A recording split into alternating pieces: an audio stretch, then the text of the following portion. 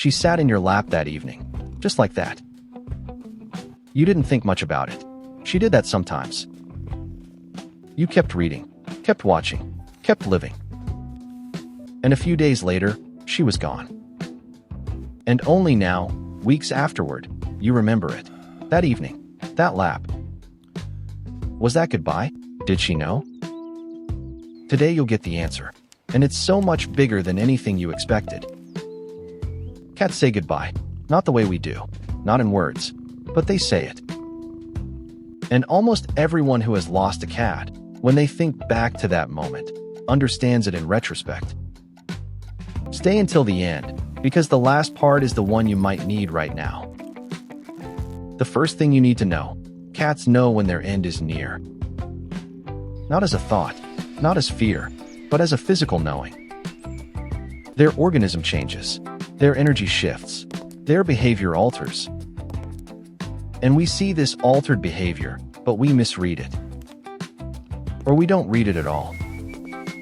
Because we don't want to believe what it might mean. Some cats become suddenly more clingy in their final weeks.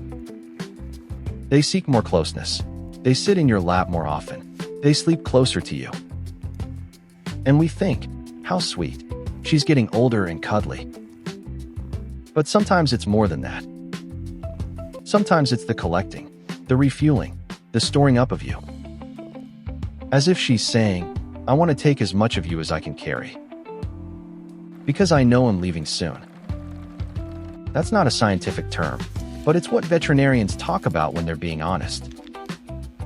Researchers in veterinary medicine in Vienna observed, cats show measurably altered behavior patterns in the weeks before their death. Some seek out certain places. Some sleep at different times. Some eat at different hours. That sounds like illness symptoms, but often this happens long before medical symptoms are visible. As if their body is telling them something, and they're listening. Some cats intensively seek out their person in the final days. They choose certain spots in the house, certain moments of the day, as if they're walking through the rooms that matter to them. Not in panic, but quietly, methodically, as if they're saying goodbye. But hay raise something that weighs even heavier. Other cats do the opposite. They withdraw, they hide more, they seek less contact. And we think, she's tired, she needs rest. But sometimes it's the quiet letting go. The laying down of everything that held her, of everything that bound her. Including you, not because you're not important, but because letting go sometimes means letting go of love too. That's the hardest moment to accept. When someone who means so much to you slowly moves away from you. Not out of indifference, out of readiness. Out of the deep inner knowing, I'm allowed to go now. Imagine that moment. You're having a long, good evening. Everything is quiet. Everything is warm.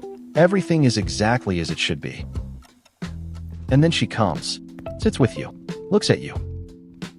Not demanding, not restless, simply present. And then she goes again, and you don't think anything of it. But maybe that was her goodbye. Maybe that was her, I saw you one more time. I'm taking that with me. That's not an accusation toward you for not recognizing it. You couldn't have known. You were in the middle of living.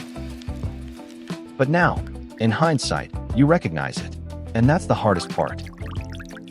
But hey Ray, something I want to tell you, and I mean this very sincerely. The fact that you didn't recognize it doesn't make the goodbye any less real. It still happened. You were still there. You gave her your lap without knowing what it was. And maybe that's the purest form of it. Not arranged, not performed, not knowing it was the last time. Simply there, simply warm, simply you. That's the best we can give. Not the perfect conversation, not the right words, simply our presence.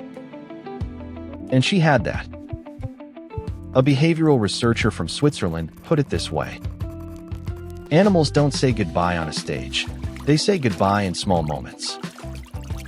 In the evening that was like all the others. In the glance you almost missed.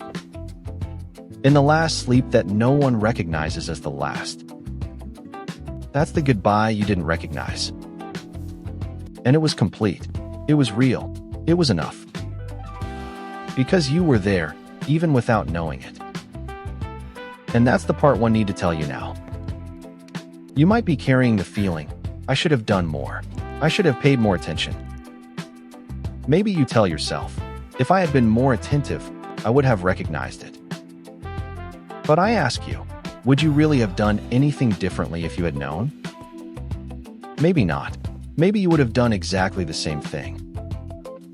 Given her your lap, shared your evening, left your warmth. Only with the knowledge that it was goodbye, and then the moment would have been harder. Not for her, for you. Maybe she spared you that. Maybe she simply let you live. Without burden, without drama, just like that. I want to ask you something now. Is there a moment you're thinking of now? An evening, a morning, a small image? Your cat, somewhere, sometime, in those final weeks. And a feeling behind it that you now understand differently? Then that was the moment. That was it. You lived it, without knowing what it meant. And that's not failure. That's humanity. We live in the moment. We can't know which moment is the last. And maybe that's good, because it allows us to truly be present. Not as goodbye, as presence. I know grief has no instructions. I know words don't help much. But sometimes it helps to know the goodbye was there. It was real. Even if you didn't recognize it, your cat gave it. With the whole heart she had. And now you carry it, without having known it then. That's perhaps the most tender thing love can do. It says goodbye without demanding that you know it's goodbye. So that you can simply be there.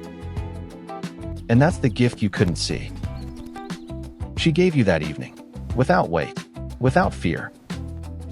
Just warmth, fur, purring, breath. The most everyday and at the same time the most precious thing. And now you carry that, in this memory. Not as loss, but as what she left you. If you're going through this loss right now, or if you're thinking back to one, write to us. Because these stories deserve to be shared. Not because they're sad, but because they show there was love. Real, lived, everyday love, big enough for a soundless goodbye. Right, I think I know my moment. Or simply write your cat's name. We read every comment, because every name means a life that was loved. And that deserves to be spoken aloud.